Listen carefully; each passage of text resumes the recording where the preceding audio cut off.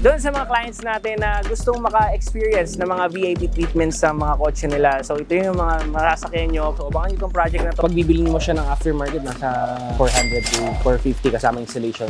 So almost 500,000 para lang sa body kit mga boss. Pogi, sir. Pogi talaga nito. We have 3 days left. Tatapusin namin tong van na to. We're going to install the ceiling, the seats, the floor matting, sa sidings, lahat. Mababago talaga ang itsura nitong van na to.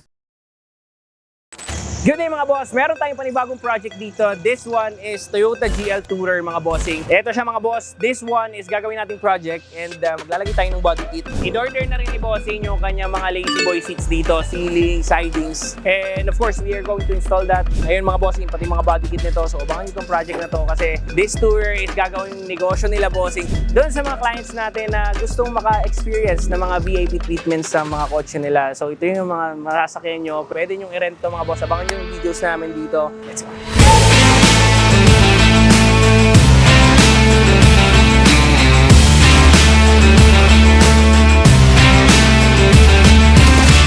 Good day mga boss! It's second day para sa aming tourer na to and nakabit na namin yung aming headlight dito. We are going to install the hood pa at saka yung bumper niya. Ina-assemble lang nila paring Vince yan, nila paring Lia, nandyan sila ngayon. And ganda nitong body kit na to mga boss. Pati loob nito papalitan din namin. Ito yung hood niya boss. Marami nagtataka dun sa mga clients namin, bakit papalitan pa yung hood? Kasi eventually meron siyang mga vent dito. May iba pa rin talaga yung itsura niyan. Kasama rin natin yung sa 4 fender flares niya pare. Ito yung mga sa flarings natin. 4 pieces to. Side skirt meron din pare.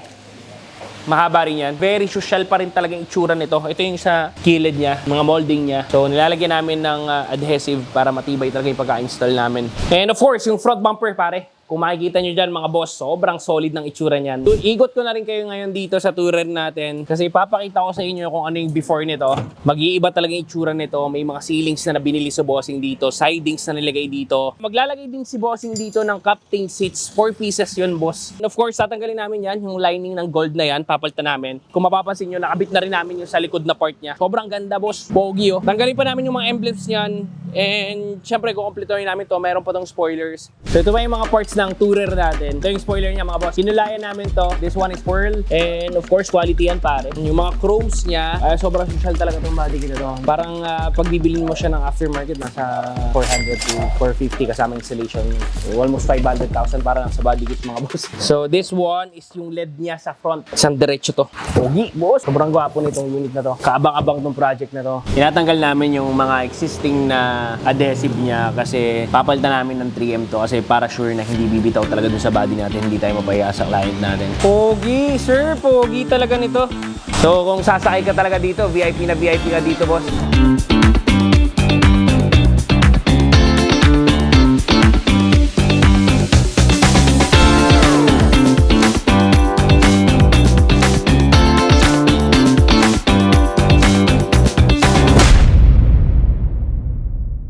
Good day mga boss! Bumalik na sa atin si bossing kasi ang gagawin namin dyan is we're going to install the ceiling, the seats, the floor matting, sa sidings, lahat. Mababago talaga ang itsura nitong van na to. Magiging pang VIP talagang unit na to.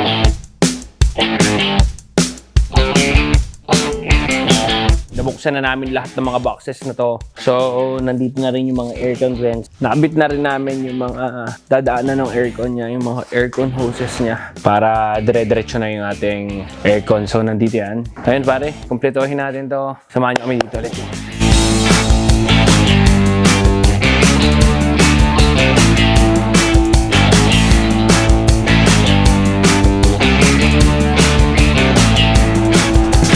This is the update para sa ating GL Tourer mga boss and andun sa kabilang shop yung tourer natin. Ginagawa na namin yung ceiling ngayon, bina-blackout namin yung frontal niya kasi may iwan talaga siya, magiging beige lang siya. Ito kung nakikita nyo to, this is yung mga ilaw niya, yung mga lalagyan ng ilaw sa ibabaw, yung aircon vent, speakers, and yung visor. It's plastic. We'll do painting and gagamitan namin to ng Raptor paint namin. Yung pino lang para at least hindi nagtutuklap or mag-chip off agad-agad. Pare, tingnan nyo naman yan. This is Raptor paint pare. So, nilagyan namin ng Raptor yung mat natin para may tibay pa rin. Yun yung main doon. Kaya namin nilalagyan ng Raptor paint. So, tingnan nyo to mga boss. Oh. Beige to. Ito dati yung outer niya. So, ayan. Naka-Raptor na yan. So, andito pare si paring Customs. And yan ang pinakamalupit na. Kasama ko na to. Bata pa kami, pre. Naka-civic, tsaka bius pa kami ni paring Lian. Kasama na namin yan. Talagang ganyan lang itsura niyan. So, ayan, nilagay na namin pati yung ceiling yan. Ito yung kaninang ceiling natin. Oh. Pare, ganda. Solid, no? So, nakita nyo yan. Yan yung ducting ng aircon, no? And naglagay na rin tayo ng deadeness sa mga gilid yan para siyempre yung sa lamig. Iba yung mga galawan ng mga kasamahan natin na yan, pare. Gagawin yan. Boss, ang hirap gawin. Ano talaga?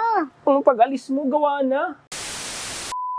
Ngayon is December 2. We have 3 days left. Tatapusin namin tong van na to.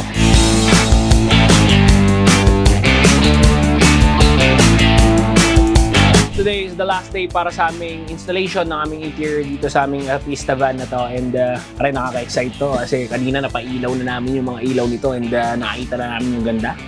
So ngayon boss, tinatry namin ilagay na yung pangunahan natin yung passenger at saka yung driver seats. Kasi naka-lazy boy din yung even the driver at saka yung passenger natin.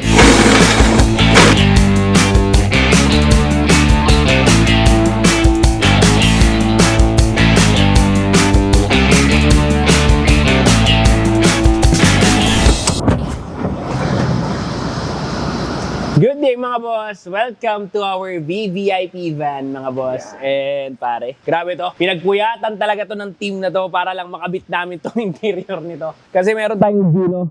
Konting background story lang dito sa unit na to kasi ginawa namin yung body kit nito. Naalala mo pare, ginawa namin yung body kit nito and pangalawang body kit na namin na ginawa nito. Pearl white ang mga tour. And syempre, ginagamitan namin ng Chromax yan. Nagpalit tayo ng hood, ng body kit. Nag-conversion tayo nito kaya kung mapapansin mo, ang ganda ng body kit nito pare. And order to sa China. Grabe na rin talaga ang production ng China, no pare? Ganda, galing. Pati to, boss. Dumating to is malapit ng gamitin ni Bossing dahil di ba yung parents ni Bossing is uwi from US and kailangan magawa namin to. So meron kaming 4 days na binigay sa amin si Bossing kaya talagang grabe to, puyatan to. Nabol natin, so matutuwa si boss. Naantay lang natin siya. So ito bro, ito yung module natin. Ito yung magko-control dito sa mga lights, then dito sa curtains natin. Bali, automatic to pre. So ito yung button na to is for down. Nakita mo pare, automatic no? Papalakpak lang tayo dyan. Pwede siyang i-pause para kung gusto mong half open lang. Kung gusto mo yung makita yung araw sa labas, ganyan. Yeah. So yan, kuwari, chill lang tayo. So ito, ayan yung ilaw natin. Naka-mood lights lang tayo. Diba, magbabasa ako ng libro. Ito, pindutin ko na lang to pare. Sige nga. Okay. Oh, ngayon, kung gusto mo, okay. Oh, yan. Kung gusto mo mas maliwanag, like kung ari, makikipag-usap tayo. Siyempre, nagbabasa ka, gusto mo magkape. Meron tayong table dito. Oh. Para wala ka ng aeroplano to. Diba? Kung drinks, meron tayong fridge. Ito, bro. Ayan, oh. Meron po. Ayan. Nakita mo, pare? Nakita mo gano'ng kalamig. Oo, -6 nga, no? Ayan, no? Nag-yellow. Uy, nag-yellow. Oh. Pare, naglagay din tayo ng charger dito, ah. Charger, Oo, meron to. Socket. Ang maganda dito sa Lazy Boy natin, Lazy Boy. di ba? Tingnan mo. Then, kung gusto mo siyang i-set up, nandito yung lahat yan, yung controls. Bali, ganyan lang yan, pare, oh. Yun, no? Pare, pag nga sa biyahe na ganito, minsan, halimbawa, punta ako ng, for example, dyan sa, punta akong BGC, pare. Tapos, ang sakit ng likod ko. Eh, syempre, may meeting ako. Baka naman may solusyon tayo dyan. Sobrang traffic, o punta kang BGC, Oo. siyempre, sobrang traffic doon. Gusto mo mag-relax, pamasahe ka dyan, pre. Pamasahe dito. May massage yan. Ang lupit naman ng van mo, pre. May heater pa. Ay, ito, heating, itong heat. Oo. Uy, meron din cooling. Lumamig. Naramdaman niyo yun? Diba? Higa mo ganyan, no? Yan. May footrest tong sarili. Oo, siyempre, Lazy Boy siya, eh. Ano ba yan? Ito? Oo. Di ba alam yan? Hindi.